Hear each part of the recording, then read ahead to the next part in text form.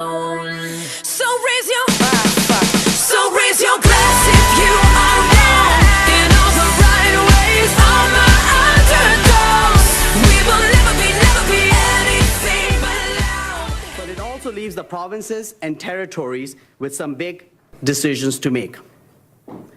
If passed, the federal bill will set into motion a once-in-a-generation change for our society, the end of prohibition. Legalization of cannabis is a broad and complex topic that we know is accompanied by some concerns for Ontario families. Such a considerable change has rightly led to some anxieties about the impact of legalization on our communities, our roads, and our children's health.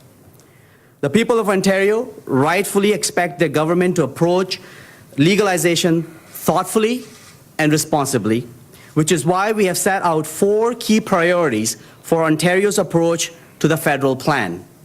Our aim from the start has been to protect youth, promote health and road safety, focus on prevention and harm reduction, and eliminate the illegal market. Even though the federal bill was only introduced a few months ago, our government has been working on these priorities for over a year now. Guided by a dedicated legalization of cannabis secretariat, we have been working closely with our federal and provincial counterparts, consulting with public health experts, law enforcement, community agencies, and municipalities from across the province, and learning from the lessons of the 8 U.S. states who have already legalized. By bringing these different perspectives together, we have developed a plan to ensure a safe and sensible framework as the federal government moves to legalize. Every decision that we are announcing today, and every one that we still have to make, was guided by those 2 key principles. And with that in mind, in order to be ready for next July, our government will bring forward legislation this fall to ensure that even after legalization, cannabis remains a carefully controlled substance in Ontario. Approach fall into 2 broad categories. Lawful use, that's the who, what, and where can cannabis be used, and retail, the how and where cannabis could be sold.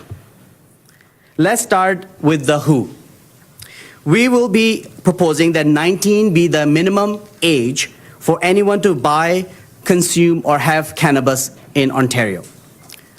Like everything my colleagues and I will be speaking to today, this meets both our guiding principles. Raising the minimum age above the federal minimum will help keep youth safe. To further protect youth, the prohibition of those under 19 having cannabis will also allow police to confiscate small amounts of cannabis from young people without leaving them with a criminal record.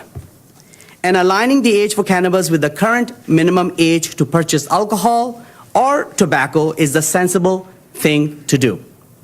And importantly, it also strikes the right balance so it is not so high that young people might be driven to the illicit market.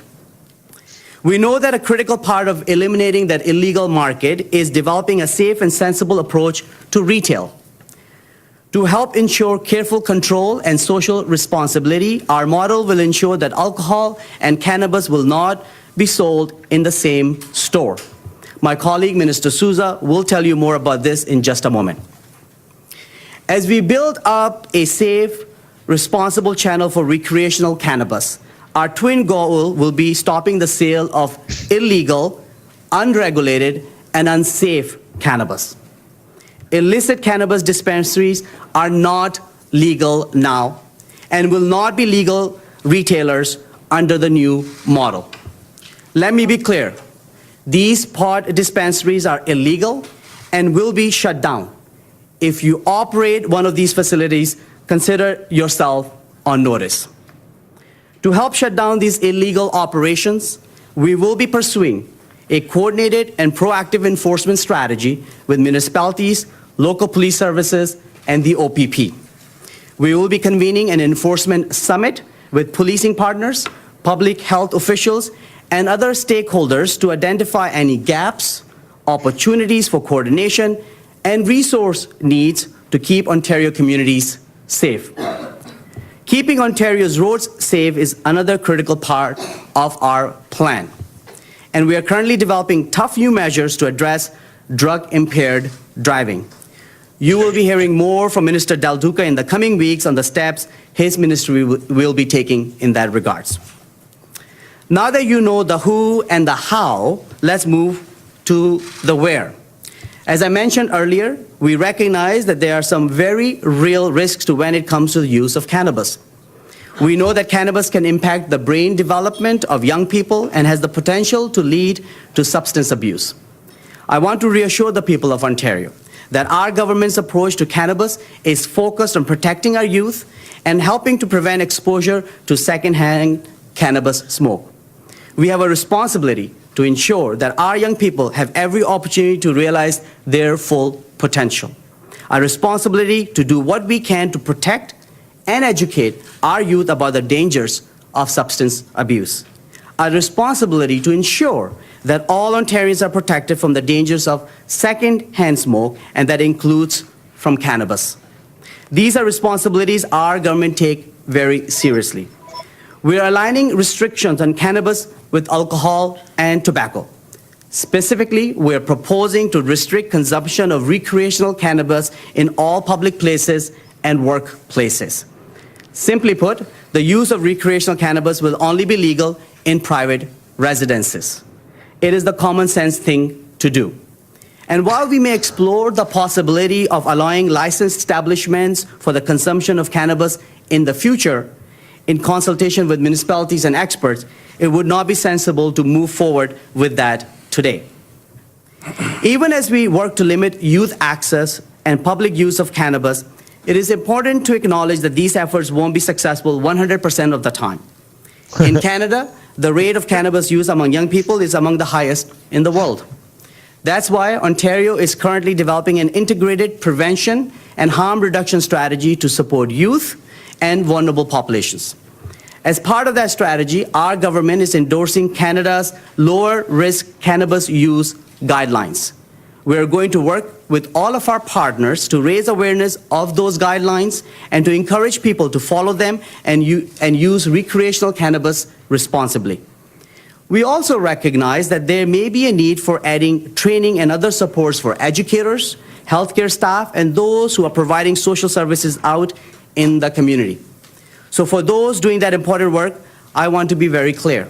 Ontario will work with you to explore ways to provide you with the support you need.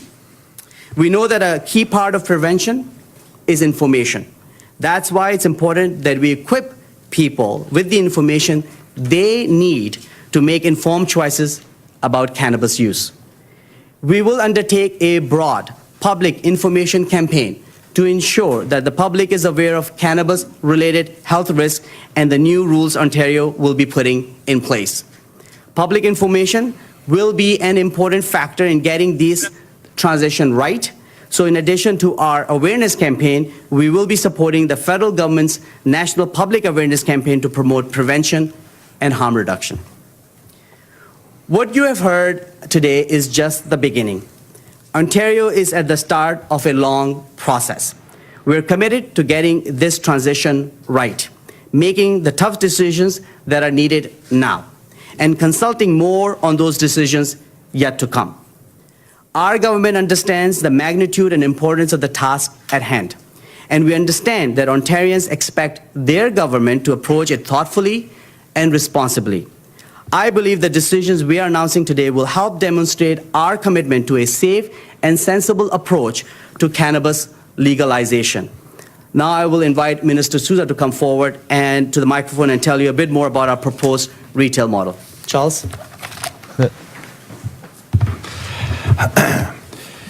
Good morning, bonjour.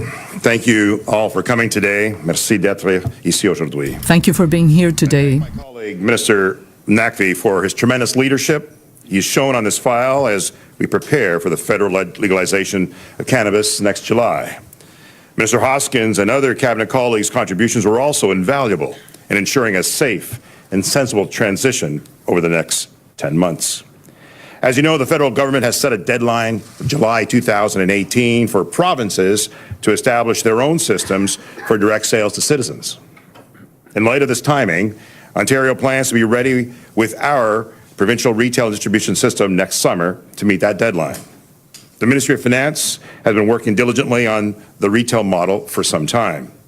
Cannabis will remain a carefully controlled substance in Ontario, subject to strict rules when it comes to both lawful use and retail distribution. We believe we have the experience and expertise to design and implement a safe and sensible retail distribution system, one in the public's best interest, a system that ensures public health and safety, protects youth and vulnerable people, and prioritizes prevention and harm reduction. With those principles in mind, we've decided to move forward with an LCBO-run model. This approach aligns with how we retail alcohol and would achieve the control and social responsibility standards that the people of Ontario expect and deserve. The experience in other jurisdictions, such as in the U.S., has shown us that it is better to start with strong controls and evaluate the system over time. Therefore, the LCBO will establish separate and dedicated standalone cannabis retail stores as well as online sales. Our proposed approach would leverage the LCBO's experience and operational capabilities. The federal framework dictates the sale of cannabis must be behind the counter and cannot be alongside alcohol. We agree with that approach. It is sensible. These dedicated stores would only sell cannabis. They would not sell alcohol. We will not permit products to be visible. We are planning for approximately 150 stores by the end of 2020, with about 80 operational in the first year. These numbers are contingent on getting enough supply from federal licensed producers. The standalone retail stores would be supported by an LCBO-run online system that will also be ready for the July 2018 to provide province-wide access. As it does with alcohol, the LCBO would ensure this channel has all the necessary safeguards to make sure minors do not get access to the product. We will work with municipalities to locate these stores in regions across the province with primary goals of safety and supplanting the illicit market, including shutting down illegal dispensaries. Municipalities and law enforcement authorities are critical partners in this exercise. One of the questions that you may have is how much revenue this new system will bring to the province. Later this fall, federal and provincial governments will meet, and the federal approach will be determined around pricing and taxation will then be provided to us. We will then work with that and share Ontario's pricing model. In setting that structure, I can tell you that we will be guided by two important considerations. First, we want to set the price to discourage the reliance on the illegal market. We've heard from law enforcement that it can't be set too high. Second, we want to ensure it is not low that suggests we are encouraging consumption, because we are not. As public health experts will tell you, that would be a mistake. This is a price-sensitive product, and our priority will be to shrink the illicit market. So it will be a balance, and we will work hard once we have the federal model to get that balance right. We expect revenues to be modest initially and then grow over time. Frankly, this is uncharted territory, and we're going to have to monitor it and see how it develops. That said, we know that there will be some immediate claims against that revenue. At least some of that revenue will need to be reinvested into programs that address the impacts of federal legalization, such as public education, health and social programs, and law enforcement. Over the past year, we've worked with public health and safety experts and businesses from across the province. We've consulted with municipalities and Indigenous communities, and we've asked the people of Ontario directly for their thoughts and ideas as well. And we've listened. And your views helped us to develop our safe and sensible approach. There are many aspects of the retail and distribution framework that are still to be decided. So we are committed to continuing to work with our partners as we continue to develop this system. But we are confident that we have taken the best approach. The LCBO model works. It's proven, and we feel strongly it's the right way to go. Most importantly, it would give the people of Ontario confidence that we will meet our objectives, ensuring safe and controlled sales, protecting youth, and shrinking the illicit market and shutting down the illegal dispensaries in our communities. A lot of work has been done. More will continue, and I thank you for your time. Merci. And at this point, we'd be happy to take your questions. Thank you very much. What the fuck are you doing? There's more questions left than there are answers here. Why would anyone believe that this is anything but a smokescreen to cover up the criminal trials that are going on and are about to take place for your political office? No pun intended, I'm sure. We have taken every necessary measure to do this in a timely manner. We are running out of time. We have to be prepared by July of next year. That requires us to get to the House, requires us to put legislation in place, requires us to work with the municipalities, with Indigenous communities, and we have to also establish the retail operation and establish that network, which also takes time. Minister, how much tax revenue are you expecting? I mean, you must have some guesstimate of, you know how much you make in tobacco taxes, you know how much you make in booze taxes. There have been studies that say that this could be greater than those combined. What are your estimates? Well, again, it's dependent upon the price point, dependent upon the tax systems that's going to be established. We have yet to work with the federal government in respect to that. I'm going to have a federal, territorial, provincial meeting in the coming months. We will then establish those points. Then there's also the issue of costs and the degree of which we're going to have to share some of that revenue to be reinvested into things that matter. There is going to be a cost involved with the establishment of these retail operations and the IT components for the online delivery. So a lot of things have to be established, and I've been looking at it. We can assess based upon what has happened in the United States in similar markets of similar size, and you can see exactly what type of revenue has been generated from there. But at the same time, we want to provide a price point that eliminates illegal activity and eliminates the illicit activity. It's not going to be revenue neutral, right? This is going to be a bonanza of whether it's hundreds of millions or billions, you guys just haven't figured it out. At the initial start, we're probably going to have some degree of caution as to the degree of net revenue may be provided, but there will certainly be revenue over time. But on that, Minister, you have a significant investment to make up front. Is it possible that, at least in the short term, you're going to lose money on legal weed? Well, I mean, there is going to be costs associated up front. I have been dealing with the federal government, with Bill Morneau specifically, who we recognize those costs are going to be made, and we'll have to have supports to ensure that we don't find ourselves in a position where we are losing. We need to have a cost recoverable. The federal government has assured us that they'll work with us to ensure that. Are you comfortable with putting something on the books that says next 5 years we're taking a hit on legal marijuana because we have these investments? We are taking every precaution necessary to ensure that there is no losses going forward, but we do want to take the precaution of ensuring that there's enough money to go into the programs that matter. We have to have a appropriate education program. We have to have a great degree of concern around the health issues. Keep in mind, there's another cost here, and that's the cost of the illegal activity that exists now and the health consequences that is now established.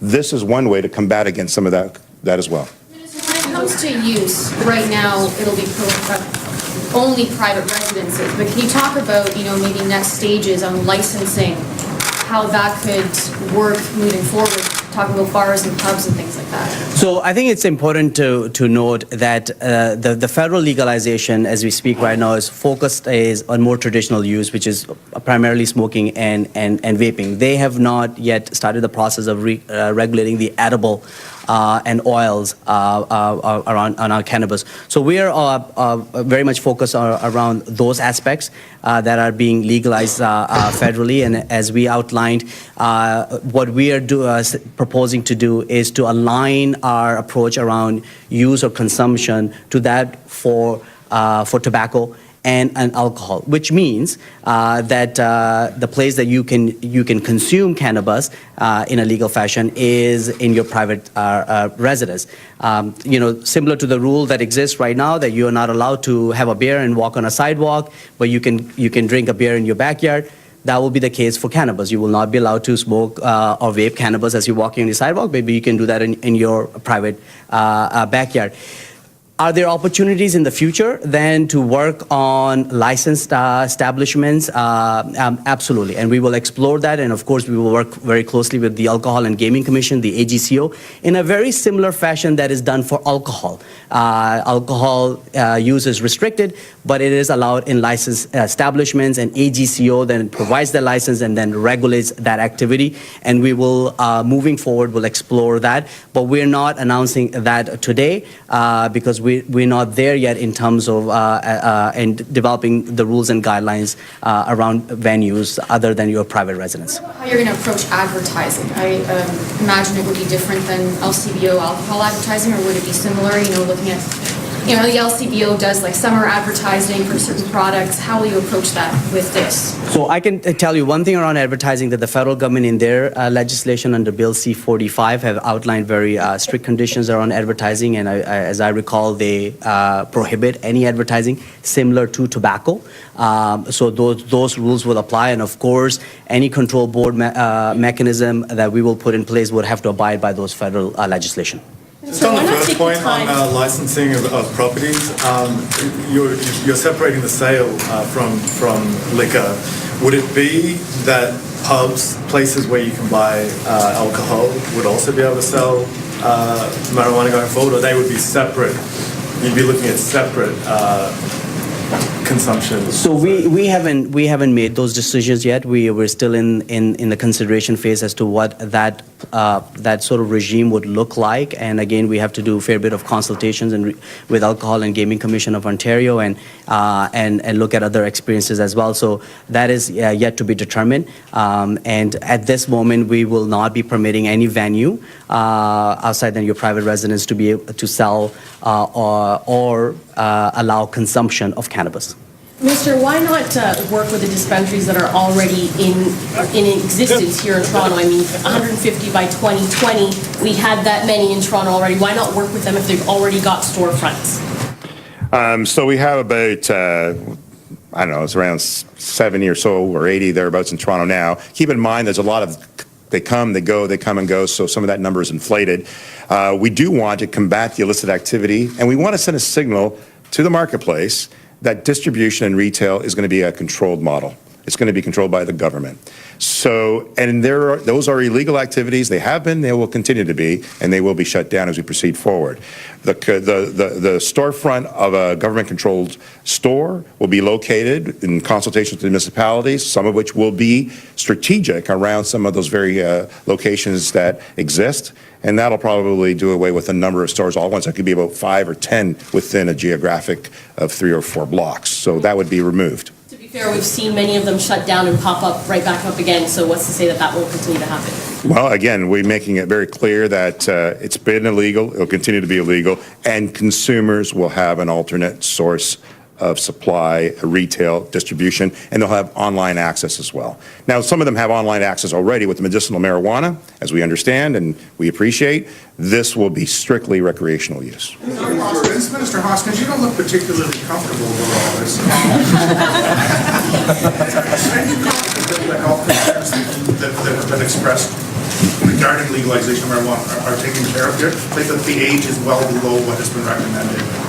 Smoking anything in some cases is dangerous to the respiratory system. Well, I am confident that we've struck that correct balance on both safe, which is my job, and sensible as well. So, in fact, when it comes to age, there is a strong weight of opinion in favor of age 19 in Ontario.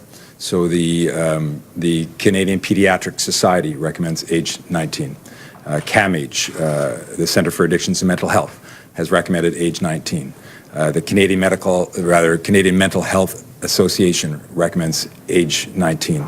So we've undertaken extensive consultations, in fact, beginning well before the federal legislation became law, consultations with stakeholders to ensure that we were taking an appropriate public health precautionary approach that truly results in harm reduction, particularly that we meet our responsibility to children and youth and young adults to ensure that they are making and they have sufficient information to be able to make responsible choices, but particularly for those age groups where there is evidence and stakeholders feel quite appropriately concerned about use under age 19.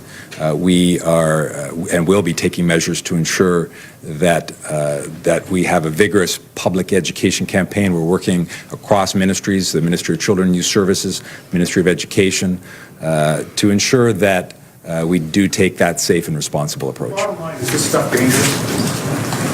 Well,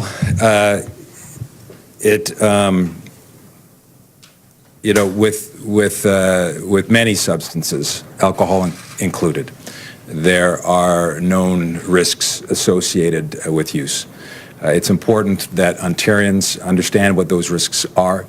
Those risks are certainly aggravated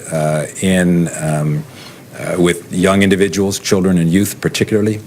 But again, we believe that not only with the decisions that were articulated this morning, but also as we move forward with public information, training of healthcare professionals, programs that necessarily will be driven through the Ministry of Health to ensure that Ontarians of all ages are aware of the risks and are able to, over age 19, make the responsible decision based on that information. Minister, are you okay, for you, Minister Hoskins, are you okay with people smoking on their balconies or their backyards, considering the smoke could waft into, a bedroom window or something like that of a neighbor's home? Are you okay with that, or would you like it strictly inside the confines of the home? Well, again, with regards to places of use, we looked at it through the framework that exists for alcohol. I think that was articulated by Yasser a few moments ago, but also with regards to our tobacco legislation that's in place.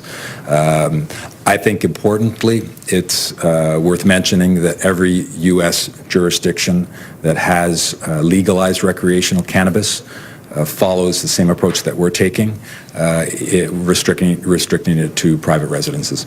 But again, that isn't quite clear, because the backyard or balcony is part of a private residence. So should it be indoors? Should it be outdoors? So long as you're on your own property. I mean, it's a private residence. So similar to if you can smoke or a cigarette or drink a beer or a glass of wine in your backyard or balcony, you will be able to consume cannabis as well. We're aligning our policy to alcohol and tobacco because we feel that is a sensible thing to do. We want to make sure that the kind of safeguards that we have in place around tobacco use or around alcohol, around parks and our beaches and sidewalks or public places or workplaces remain intact when it comes to recreational use of cannabis as well. So we're extending the same protection to Ontarians, children, youth, or adults, as it relates to the new policies around cannabis. If you smoke a cigarette in the car with a kid, can you smoke pot in your residence inside with a kid, with the children present? Well, the rule. Well, the rule that we have in place in tobacco and alcohol is that you are allowed to smoke with a child at home, and the same rule will extend in case of cannabis. How many storefronts will be open next summer, like say by July 1st, 2018? So we're going to be aiming for 40 stores right at the outset, and evolve over to 80 by the end of the year and 150 by 2020. We will have an assessment of the degree of demand that will occur over that period of time. We will have online availability to every resident in Ontario at the same time. What will be that upfront cost?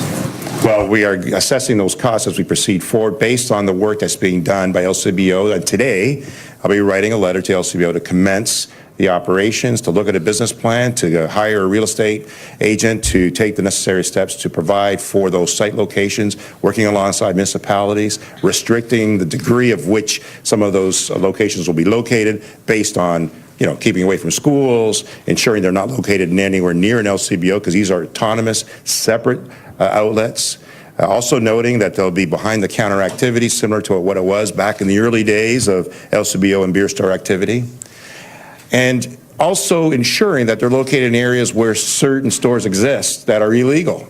to eliminate and combat and stop the illegal activity of dispensaries now. Going back on the model when it comes to South, what happens to rural areas that don't have a Crown corporation like the LCBO? There are some rural areas that sell their own liquor. Is that going to be the case? Are small stores going to have access to this as well? How does it work in rural areas? There is going to be regional considerations as well as we proceed forward. We are working with every municipality as we proceed. We're also looking and working with Indigenous communities. We had a long discussion with them already this morning. I already met with the Association of Municipalities of Ontario yesterday. I'm having a conversation with all mayors today, this afternoon, on some of these matters also. How do you see the stores? And of course, online is available to everyone. The visual Sorry, I can't hear. Go ahead. How concerned are you that there will not be enough legal supply by July 1st of next year to meet the demand that's going to exist, in particular for the online? There's about 58 producers that are licensed now, I understand, and the federal government will be required to provide the supply. We can only purchase supply from a licensed producer in Canada. And it'll be incumbent upon them to have the efficient supply, the necessary supply at that time. So that is why we're commencing with 40 stores initially and ramping up quickly thereafter, depending upon the degree of supply that's made available. Okay, guys, one more. Follow up. What do you anticipate the demand will actually be? Can you put a figure on what you expect the amount of product to sell through these outlets? We understand that there is demand, obviously, and as Yasser has mentioned, it's high in Ontario and Canada for that matter.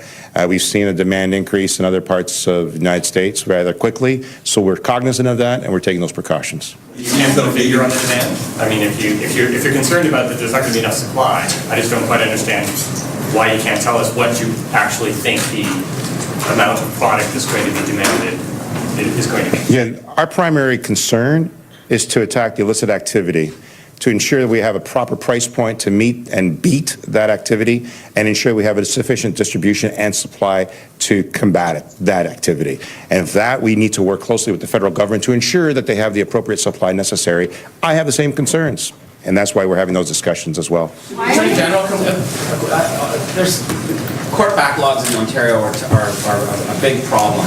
Are you going to say to prosecutors, let the marijuana cases go and it's going to be legal on July 1st anyway, or are you going to continue to prosecute even though we have these massive delays? So as the law stands right now, cannabis, as you know, is an illegal substance under the Federal Controlled Substances Act. So when charges are laid by the police, they are prosecuted by the federal crown. They're not prosecuted by the provincial crown because that illegality exists as a result of federal piece of legislation. So it's not my place to tell any crown. I don't think the federal justice minister will tell a crown in her jurisdiction either whether to prosecute the matter or not because of the independence in our criminal justice system. Aren't you hoping that this will at least help alleviate? I mean, small-time drug crimes they do waste a lot of time in court, and that does have an impact on Ontario's court system. Absolutely. I mean, the legalization would have a somewhat impact on the court resources where these matters are tried. Even on the youth side, where as been articulated to you in the briefing, we are decriminalizing youth possession. We're looking at the provincial offenses, a ticketing method. However, our focus is going to be more on diversion and focusing on public health around prevention and harm reduction. So yes, it would have a positive impact. But do not forget also the road safety aspect of it and around impaired use. We have seen in other jurisdictions in the United States where they've legalized cannabis use that you tend to see initially at least an increase in impaired driving as a result of drugs. So Minister Del Duca will speak at a future date around the steps we will be taking to ensure that our roads remains the safest in North America. Okay, last question, Nathan. Kind of small to start off, or like large superstores, and are you going to sell it like a pack of cigarettes, or you can get it like a keg, a box? Or how are you going to actually sell marijuana? Yeah, so as it's envisioned now, it would be behind-the-counter activity. You'll have to go to a salesperson who would then obtain the appropriate product as requested. We will have more to say as we proceed forward in respect to how that'll look. Advertising is restricted, but the degree of stores, likely it will be smaller storefront operations. It will be independent wholesale activity and warehousing activity from the LCBO specifically, as well as the stores, but it'll be used and operated under the LCBO model. and within the LCBO umbrella, right? On that, in order to combat the illicit market, you're going to have to meet the demand that the illicit market has created. So what about edibles? What about the products that the various strains, and the knowledge behind the counter that many of those people who are users themselves have? Yeah, so one of the cost implications is very much around the staffing and the training and the ability for those to handle the product, to be aware of what's available. There's going to be a list of SKUs and accessories as well as product to be sold. Edibles will not be one of them, mind you. But in terms of beating the illicit activity, we need to ensure that we're available. So the province of Ontario will do its part. We'll be ready to have retail, to have distribution, to have online, to provide the demand. It's up to the federal government to ensure that the supply exists to meet that demand.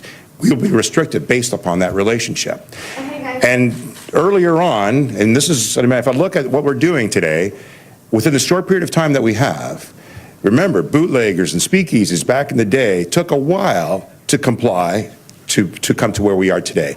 We're taking those steps. We've taken a lot of lessons from the work that the LCBO has made over the last 90 years. Taking advantage of that strength, that efficiency, and that process, we're confident that we're able to provide what's necessary for around safety and eliminating the illicit activity. Crackdown on the illegal market begins today? Well, cracking down the illegal market has always been the case, but we'll ensure, we're certainly a strong signal out there, that is not going to be tolerated going forward. So the stores that you're proposing will more closely resemble the liquor stores from the 1950s and 40s, 50s, and 60s than today's liquor stores. The stores will be coming out in short order, and we'll have more to say in terms of how they'll look. But we do want to make certain that we combat the illegal activity. That's our primary issue. Hello again, I'm Martin Stringer, and you've been listening to Ontario Attorney General Yasser Naqvi and Finance Minister Charles Sousa and Health Minister Dr. Eric Hoskins. That was in Toronto, and you saw them announcing the Ontario government's plans for a control board and for the government-run storefront sales of marijuana when the federal government legalizes cannabis, and that's expected after July 1st of next year. Let me just give you some of the highlights of that very long press conference, some important points that are made about the Ontario legislation, which is going to be taken